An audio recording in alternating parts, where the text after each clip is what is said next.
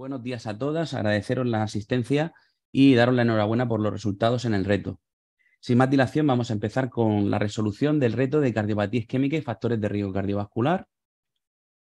Deciros que en este reto, lo he tenido que poner un poco difícil. Luego, si queréis, comentamos algunas de las preguntas con la idea un poco de discriminar, pero a pesar de ello, pues eso, la valoración media ha sido de 12 sobre 20 y con gente que ha llegado incluso a acertar 17 puntos, ¿vale? 38 o 39 centros son los que han participado y la verdad es que muy contentos de la alta participación, como siempre. La primera pregunta, como veis, nos preguntaba que señale cuál de los siguientes factores no es causa de mal control de tensión arterial.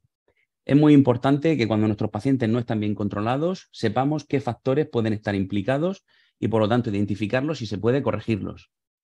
De los más frecuentes son los que están ahí en las respuestas, ¿no? La toma de antiinflamatorios no esteroideos, también a veces la toma de hierbas que se adquieren en farmacias, la falta de adherencia y sobre todo la falta de adherencia a diuréticos, por el tema de que no puedes salir a la calle porque te orinas, y la falsa sería en este caso la calcificación braquial.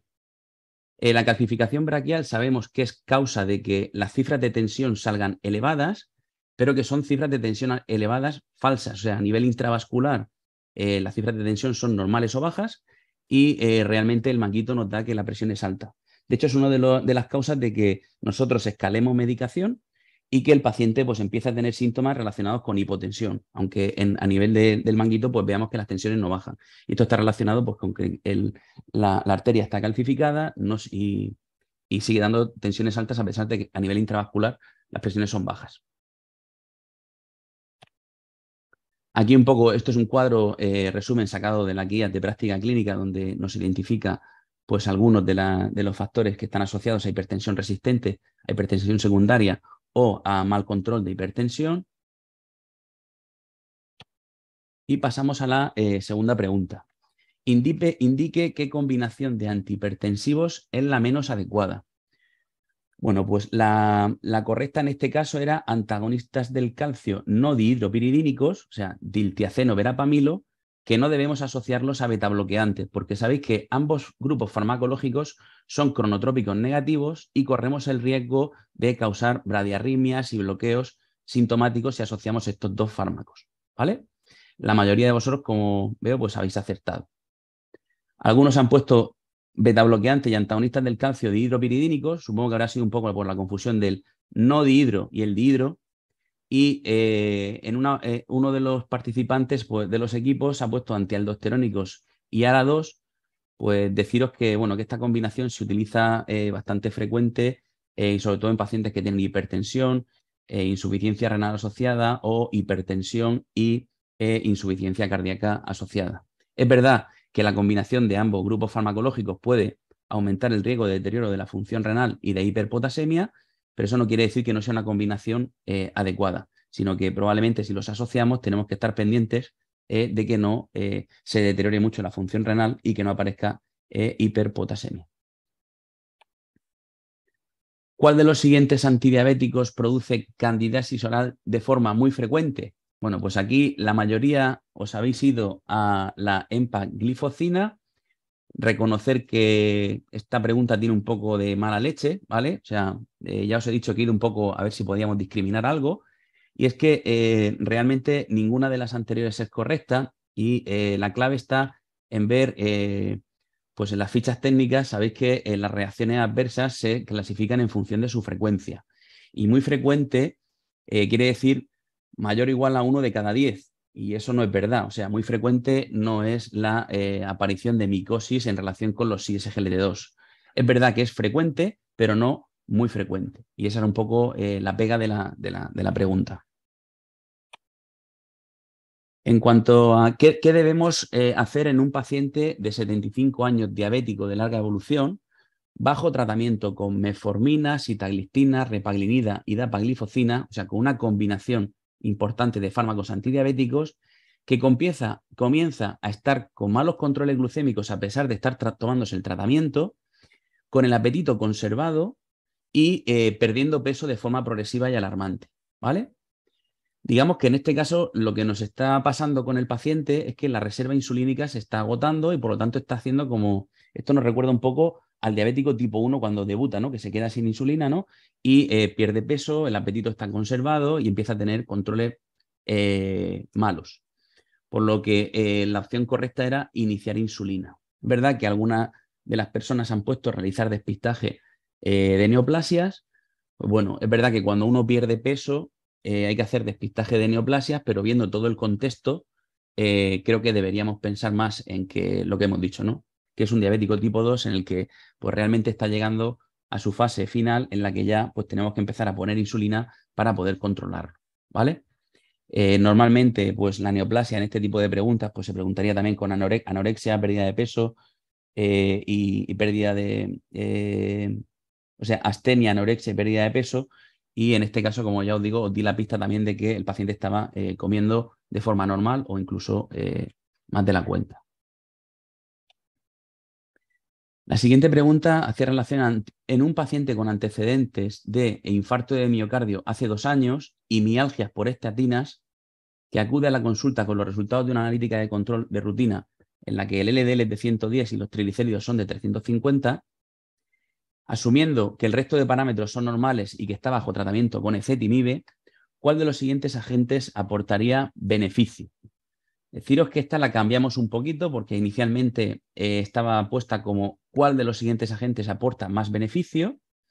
Y claro, luego me di cuenta que realmente estos agentes que pusimos en las diferentes opciones no han competido en un ensayo randomizado uno contra otro y por lo tanto pues no teníamos evidencia clara que nos diga cuál es el que más aporta beneficio y optamos por dar por buena 3 de las opciones que aportan o que aportarían algo de beneficio, ¿vale? En este caso, la más votada es el IEP-CSK9. También el ácido bempedoico tiene evidencia en este contexto y el EPA pues también tiene evidencia, aunque es verdad que el ensayo del EPA no se incluyeron pacientes con LDL por encima de 100, pero bueno, en teoría debe aportar beneficio. Lo que sí que está claro y que creo que es el mensaje más importante de esta pregunta es que los fibratos no tienen ningún papel en este tipo de pacientes y que todos tenemos cientos de pacientes con fibratos en la consulta que debemos de revisarlos y si no cumplen criterios, retirarlos. ¿De acuerdo? Hay evidencia más que suficiente para decir que los fibratos, salvo para evitar el riesgo de pancreatitis, o sea que no, y esto estamos hablando de triglicéridos por encima de 500 o de 600, no tenemos evidencia de que poner el fibrato sea beneficioso y por lo tanto deberíamos de retirarlo en nuestros pacientes. Ya que estamos, pues un poco de repaso sobre los anti-PCSK9, que es la opción más votada, pues todos sabéis que en el contexto de pacientes con síndrome coronario agudo remoto, ¿no? Porque hace más de 2 años pues está el ensayo Fourier, donde se demostró que evolucumab en concreto versus placebo pues reducía la tasa de eventos cardiovasculares en torno a un 2% a 36 meses de seguimiento y bueno, también están los datos de inclisiran, donde, pues, aunque realmente estos ensayos, que esto es como un análisis agrupado de 3 ensayos fase 3, que no está diseñado realmente para ver el efecto sobre los eventos cardiovasculares, sino que están diseñados sobre todo para ver que es un potente reductor de el LDL, pues haciendo la combinación de estos ensayos, también se ve que esta molécula pues, es capaz de reducir eventos cardiovasculares a largo plazo. Deciros que esta molécula pues, tiene pendiente la publicación de estos 2 ensayos, el Orion 4 y el Victorium 2, donde realmente pues, demostrará si realmente pues, es capaz de reducir eventos cardiovasculares con ensayos diseñados para eso específicamente. En cuanto al ácido bempedoico, sabéis que recientemente se ha publicado el CLEAR Outcome, en el que el ácido bempedoico, que es una molécula, digamos, que inhibe la síntesis de colesterol a nivel hepática y que no tiene efecto sobre los músculos, ¿no? O sea, sobre el músculo estriado y no produce mialgia porque no actúa a ese nivel, pues es capaz de reducir también frente a placebo en pacientes con enfermedad cardiovascular los eventos cardiovasculares en el seguimiento. Estamos hablando de reducción del 13% relativa y absoluta en torno también al 2%.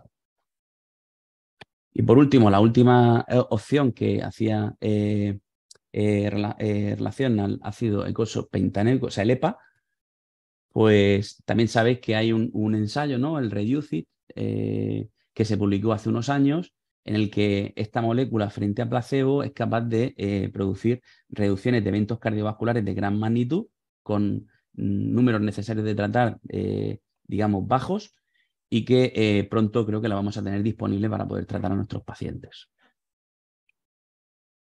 En cuanto al objetivo de LDL que debemos conseguir en la mayoría de pacientes que han sufrido un evento coronario, pues la mayoría habéis acertado y habéis puesto menos de 55 miligramos decilitro, y aprovechar para deciros un poco lo que recogen las últimas guías que tenemos en la Sociedad Europea de Cardiología. Digamos que hablan de dos pasos. Un primer paso en la que a todos los metemos pues en que no fumen, que hagan las cosas bien, que hagan una vida cardiosaludable, que la tensión la tengan por debajo de 14, que utilicen los antitrombóticos que tengan clase 1 y que el LDL esté por debajo de 70.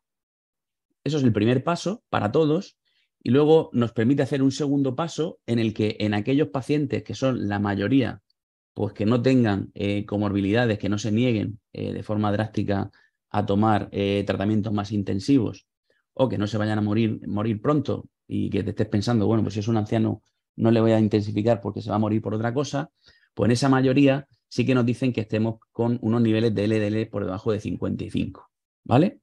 Además nos recuerdan que no está muy recomendado el extender de forma generalizada la doble antiagregación, y que si se tolera, pues un objetivo de tensión por debajo de 13 puede ser también adecuado. Siguiente pregunta. Señale la acción más correcta respecto a lo que debemos pensar al ver este electrocardiograma. Yo os confieso que cuando vi este electrocardiograma lo que pensé fue, madre mía, ¿vale? Porque realmente es un electro que da un poco de miedo, ¿no?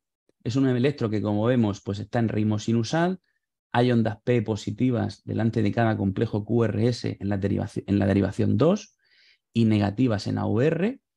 Y llama la atención que el QRS es ancho y con morfología negativa en V1, lo cual es un bloqueo completo de rama izquierda, ¿vale? Es un bloqueo de rama izquierda muy curioso porque vemos que tiene ascenso del ST, y un ascenso del ST que es concordante con la polaridad del QRS. O sea, cuando el QRS es positivo, el ST está elevado en V4 y V5, lo cual es muy, muy, muy sugestivo de que la descendente anterior está cerrada. ¿De acuerdo? La descendente anterior está cerrada. Entonces, aquí la mayoría habéis puesto que más de una es correcta. Supongo que porque habréis pensado que el bloqueo completo de rama izquierda es isquémico.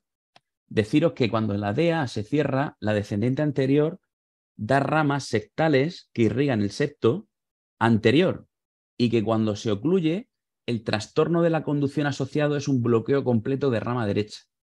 La aparición de bloqueos completos de rama izquierda no tiene nada que ver con la isquemia producida por una descendente anterior, y por eso la correcta es la tercera, oclusión aguda de descendente anterior. Ya sé que muchos estaréis pensando que la pregunta era difícil, ya lo sé, lo he confesado, y es que un poco teníamos que hacer un poco de discriminación, ¿vale? Siguiente caso, varón de 45 años de edad que acude a su consulta por dolor torácico opresivo en reposo de 2 horas de duración, y nos dice que señalemos la correcta, ¿vale?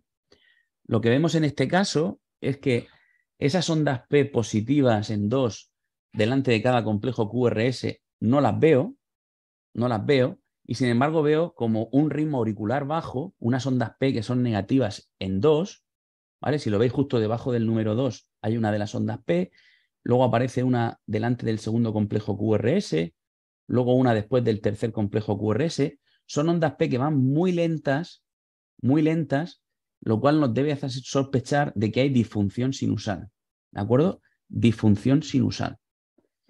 Hay algunas de las ondas P que conducen, porque hay algunos de los QRS que se adelantan, ¿vale? O sea que bloqueo completo no hay. Y no hay relación entre las ondas P y los QRS como para decir que tengas un MOVID 1 o un MOVID 2, ¿de acuerdo? O sea que el diagnóstico es disfunción sinusal.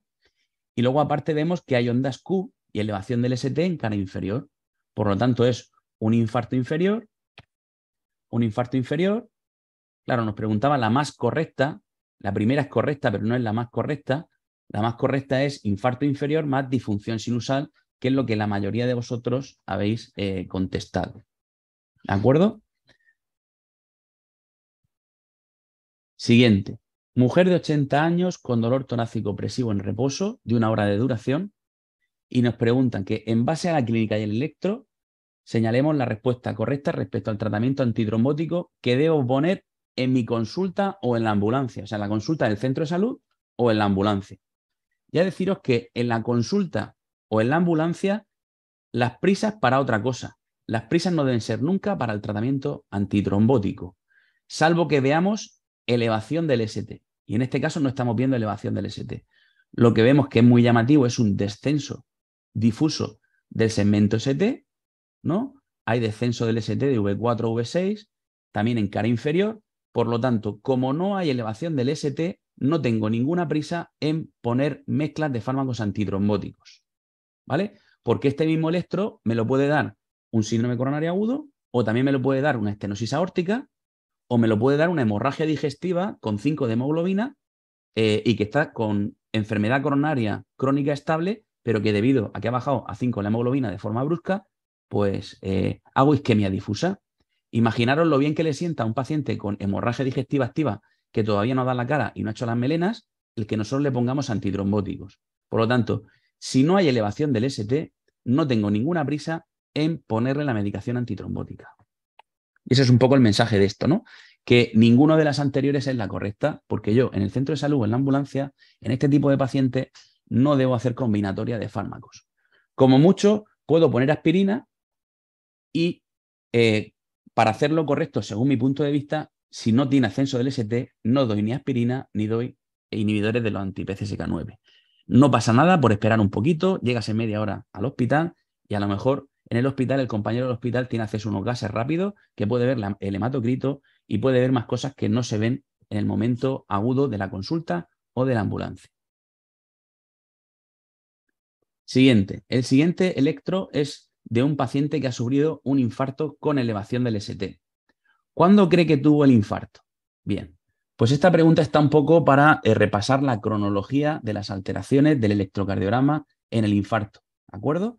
Sabéis que cuando se ocluye una arteria, lo primero que aparece es ondas T positivas y picudas, después empieza a aparecer elevación del segmento ST y puede aparecer en las primeras horas también ondas Q. Posteriormente, pues baja el ST y aparecen T negativas y las ondas Q, si se ha producido necrosis, pues persisten.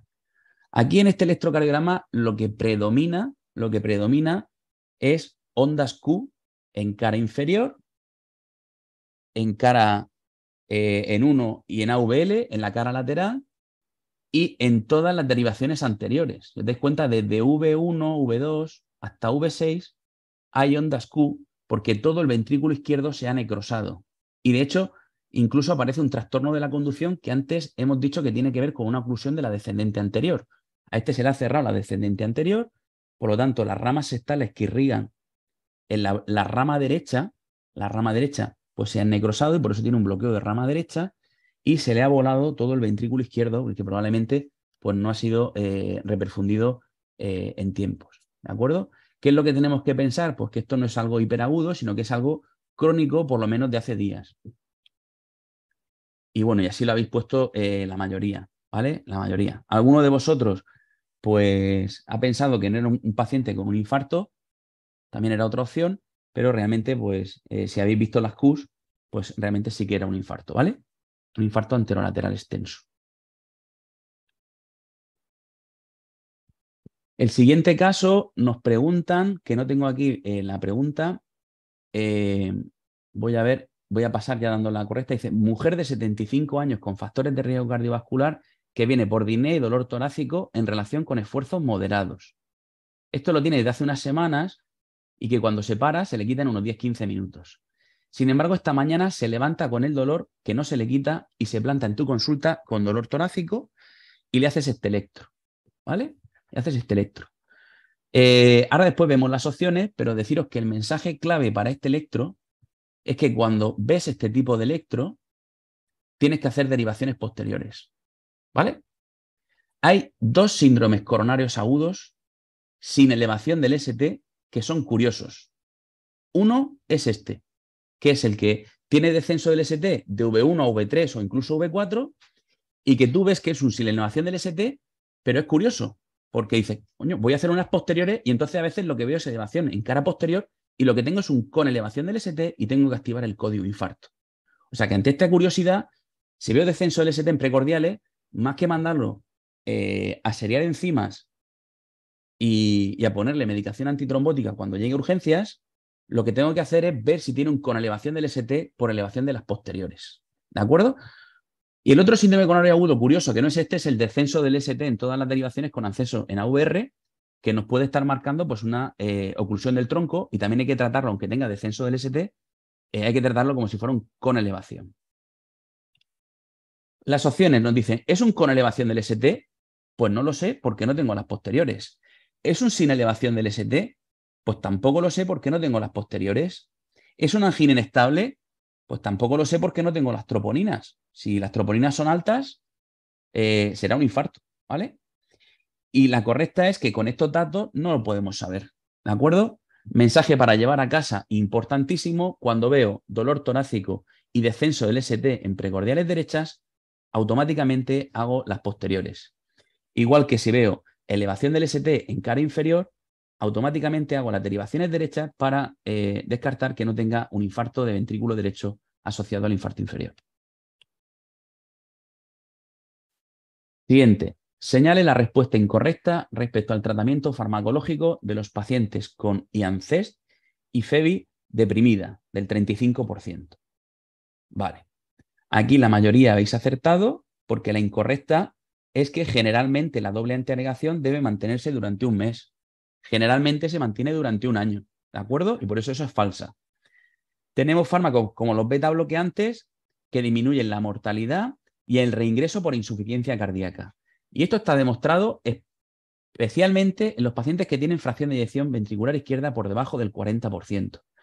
Los pacientes que tienen fracción de eyección conservada, no está claro que el beneficio, o sea, no está claro el beneficio de los beta bloqueantes. Y por eso no debe de extrañar que a veces pues, se van sin beta bloqueantes. Pero si el paciente tiene disfunción ventricular, quitar el beta bloqueante hace que se muera más y que ingrese más por insuficiencia cardíaca. La eplerenona disminuye la muerte súbita precozmente y la aparición de insuficiencia cardíaca.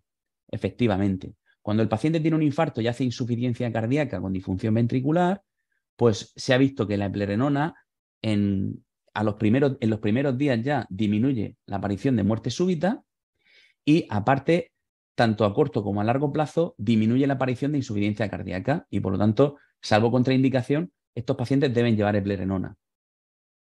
Las estatinas de alta potencia han demostrado beneficio clínico en estos pacientes. Bueno, esto, el que lo ha contestado de que pensaba que esta era la falsa, pues es un negacionista de las estatinas o que no se ha dado cuenta, ¿vale? Y pensaba que era la correcta, porque esto está más que claro que las estatinas a altas dosis pues demuestran beneficio en los pacientes con síndrome coronario agudo, independientemente de que sean con o sin elevación del ST.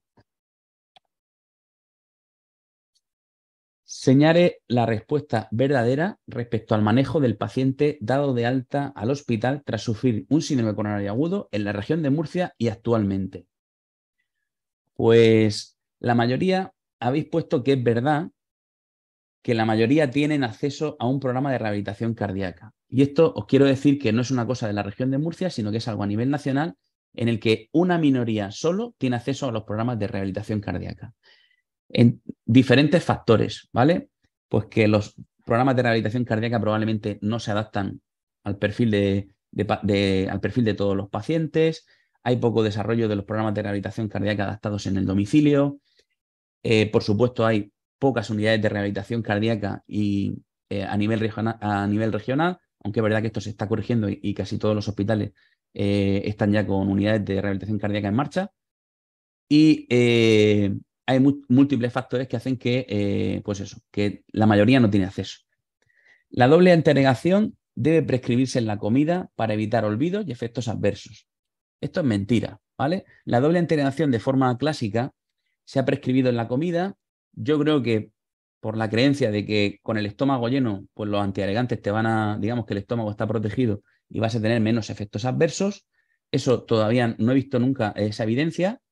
Y lo que sí que está claro es que en la región de Murcia, cuando más se te olvida, las pastillas es en la comida.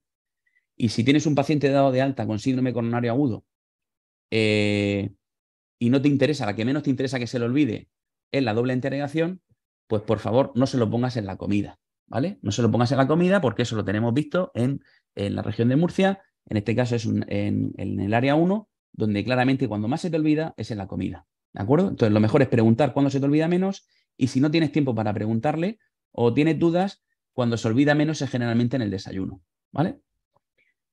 Luego, la depresión y la disfunción sexual es frecuente en estos pacientes y debemos descartarla de forma sistemática. Esto es verdad, ¿vale? Esto es verdad. O sea, son dos problemas bastante frecuentes en los pacientes con síndrome coronario agudo. Y luego, la mayoría reinician su actividad laboral tras un mes de la alta hospitalaria, pues tenemos muchos deberes que hacer porque realmente la reinserción laboral de estos pacientes en la región de Murcia, pues bastante tardía, ¿vale? Bastante tardía y es algo que, pues con la creación de unidades de rehabilitación en toda la región, supongo que mejorará. Varón de 70 años con antecedentes de hipertensión, exfumador y angina estable, manejada de forma conservadora. En el eco tenía una fracción de eyección normal y estaba asintomático, está bajo tratamiento con aspirina, atorva 80 y ezetimibe 10, bisoprolol, amlodipino y ramipril. Y acude a la consulta debido a que está pendiente de una resección transuretral. Nos preguntan que señalemos la correcta respecto al manejo del tratamiento antitrombótico. Vale. Pues aquí tenemos dos opciones, ¿vale? Una es mirar las rutas Carprimur, donde pues hay una tabla de estratificación del riesgo y en función del riesgo que te sale hemorrágico, pues te dicen qué es lo que hay que hacer, si preguntar al cardiólogo o directamente no modificar el tratamiento antitrombótico. Y otra opción también es pues ir a la APP de cirugía APP de la Sociedad Española de Cardiología, donde de forma muy práctica y sencilla podemos obtener esta información y nos dice claramente lo que hay que hacer con los antitrombóticos, ¿vale? En este caso, la correcta era, debe operarse sin suspender la aspirina, ¿vale? Porque el riesgo de la intervención es bajo y se puede asumir el operarlo sin suspender la aspirina.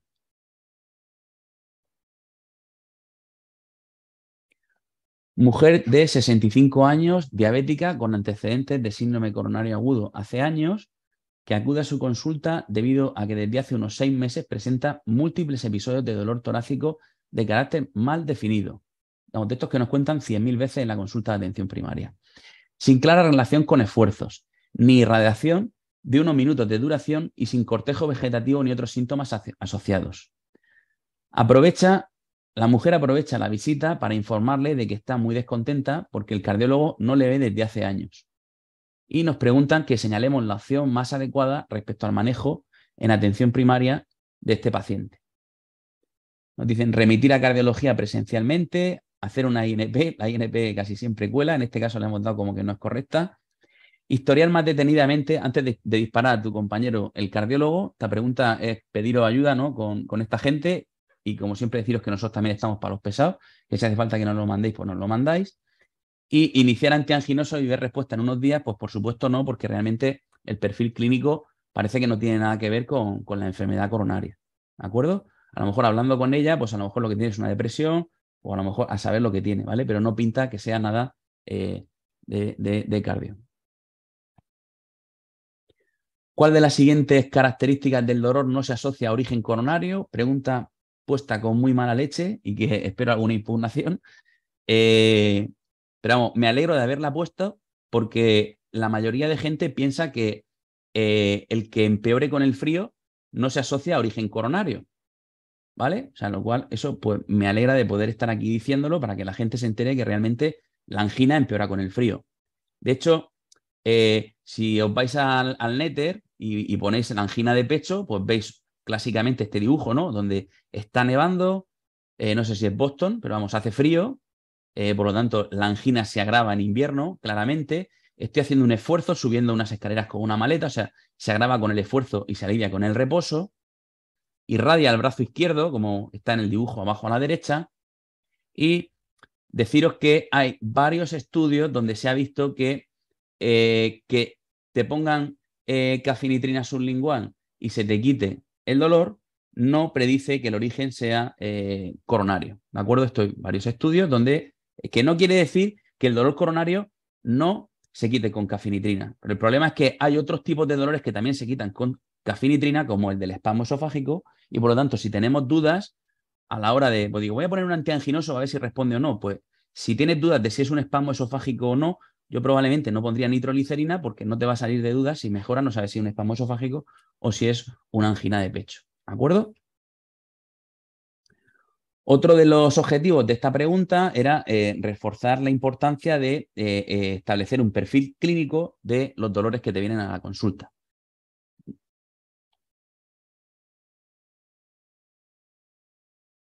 Los pacientes con angina estable o síndrome coronario agudo remoto deben ser seguidos por su médico de familia al menos una vez al año con analítica y electro. Casi el 100% ha acertado y bueno, y esa es la correcta, ¿no? Deben ser seguidos por cardio debido a que porque así evitamos eventos cardiovasculares. Pues no, en esos pacientes que lo vea una vez el cardiólogo al año no tiene ningún sentido y no tiene ningún beneficio. Deben realizarse ecocardiogramas y ergometrías anuales para vigilar la FEBI y otras cosas. Pues también se ha demostrado que eso no tiene ningún beneficio. Lo único que hace es que evita la oportunidad de que otros que sí que nos necesitan rápido, pues no tengan accesibilidad y se tengan que ir a urgencia, a la privada o se mueran. Deben acudir a su médico de familia para obtener el visado de antiagregante y anti-PCSK9. Pues la verdad es que eso es falso, ¿no? O sea, el anti-PCSK9 es un fármaco de uso hospitalario donde el visado lo tenemos que hacer nosotros desde el hospital y los visados de los antiagregantes, pues la verdad es que algunos también tenemos que hacerlos nosotros, ¿vale? Sobre todo cuando quieres saltarte un poco las condiciones de visado porque somos un paciente de altísimo riesgo y quieren mantener a lo mejor un bilirubin que más de 3 años. Aprovechar para deciros que estamos recibiendo muchas interconsultas no presenciales porque la gente se queda con Brilique, sobre todo en el área 1 nos está pasando, se queda con Brilique, pasan los 3 años y el inspector dice que no se lo aprueba. Pues bueno, deciros que salvo que en un informe de cardio ponga en mayúsculas que hay que mantenerlo más allá de 3 años, estéis autorizados a poder suspenderlo, ¿vale? Lo hacemos nosotros también, pero vamos, que es que no hay evidencia más allá de 3 años y si no lo pone en un informe de cardio específicamente mantener de forma indefinida o más allá de 3 años, pues se puede suspender sin ningún problema, ¿vale? En cuanto a esta pregunta un poco, pues nos servía también para repasar la guía, ¿no? de Carprimur, la cardiopatía isquémica crónica, pues cuando estás asintomático, el tratamiento está optimizado, está bien controlado, pues lo normal es que lo lleve a atención primaria y tener una accesibilidad rápida ante cualquier problema que requiera nuestra atención, preferiblemente a través de interconsulta no presencial, que bueno, esto lo estamos haciendo a nivel regional ya de forma súper adecuada. Creo que esta es la última. Un paciente de 65 años, diabético hipertenso con cardiopatía isquémica crónica en tratamiento con aspirina, que es diagnosticado de FA. Este es un clásico, ¿no? Cardiopatía isquémica crónica, se diagnostica de FA. ¿Qué hago con la anticoagulación y con la antiagregación? Bueno, es verdad que los algoritmos Carprimur que están un poco anticuados, que tenemos que actualizarlos, nos dan como opción derivar a hematología en estos casos y por lo tanto hemos dado como válidas las dos opciones, la de derivar a hematología o que en la mayoría de las ocasiones debe ser tratado con un anticoagulante oral en monoterapia. ¿Vale? Sabéis que los pacientes con cardiopatía isquémica crónica, pues cuando se diagnostican de FA, se les quita la aspirina y se les pone anticoagulación oral en monoterapia para evitar sangrados, complicaciones hemorrágicas. Y porque además se ha visto que la combinación de fármacos no protege en cuanto a eventos cardiovasculares en estos pacientes con cardiopatía isquémica crónica. Cuando el paciente tiene un síndrome coronario agudo reciente, pues entonces la primera sería verdad. Con síndrome coronario agudo reciente, generalmente estos pacientes deben recibir antiagregación simple y anticoagulación oral. Esa no es correcta porque es una cardiopatía isquémica crónica y no es un síndrome coronario agudo reciente. Y lo de siempre es muy raro que sea verdad. Dice, siempre debe suspenderse la antiagregación e iniciar anticoagulación. Eso es falso, ¿vale? Eso es falso. Hay algunos casos en los que por las características, pues a los pacientes hay que darle mezcla de antitrombóticos, aunque sea a largo plazo, y pues eso. No son la mayoría, pero en algunos casos sí que ocurre. Esto es una foto de las guías, ¿no?, de práctica clínica, de las últimas de los sin elevación del ST, donde claramente a partir de los 12 meses pues ya nos dicen que anticoagulación oral y me alegro de ver que ya casi la triple terapia casi que no existe, ¿vale? O sea, la dejan como durante la hospitalización y en casos muy seleccionados y poco tiempo. Este es el algoritmo de Carprimur, donde realmente pues sí que estaba, digo, hay que evitar alguna de las impugnaciones, hay que dar también como válida la de derivar hematología, porque es verdad que te da la opción. Y la siguiente sería, ¿cuál de los siguientes antianginosos no altera el doble producto? No altera el doble producto es, no altera ni la tensión arterial ni la frecuencia cardíaca. Pues el antianginoso que no modifica ni la frecuencia cardíaca ni la tensión arterial es la ranolacina, ¿de acuerdo?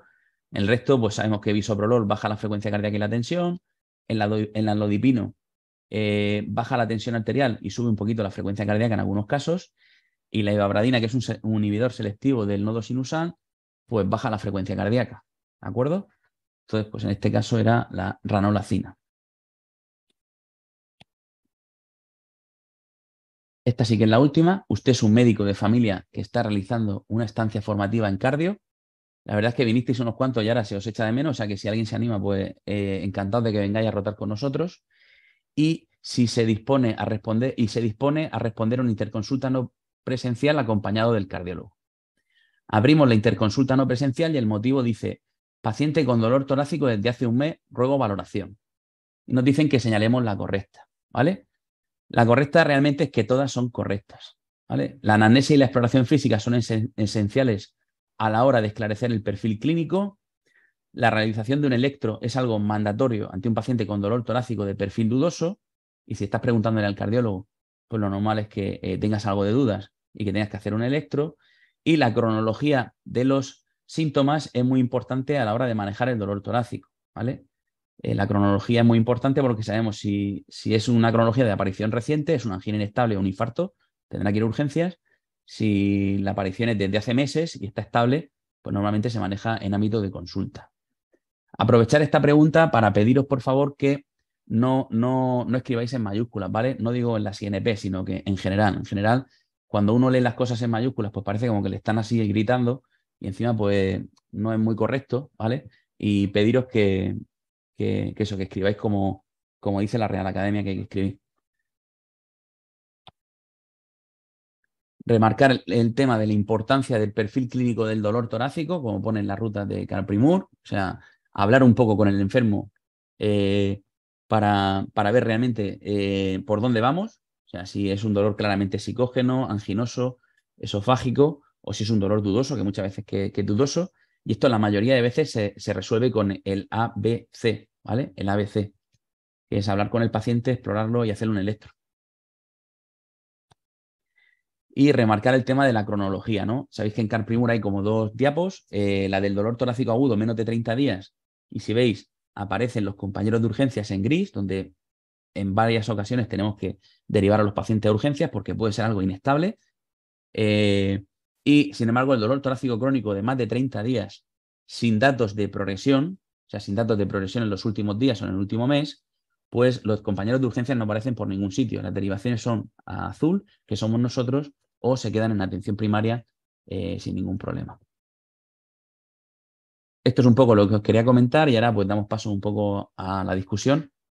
Muchas gracias como siempre otra vez.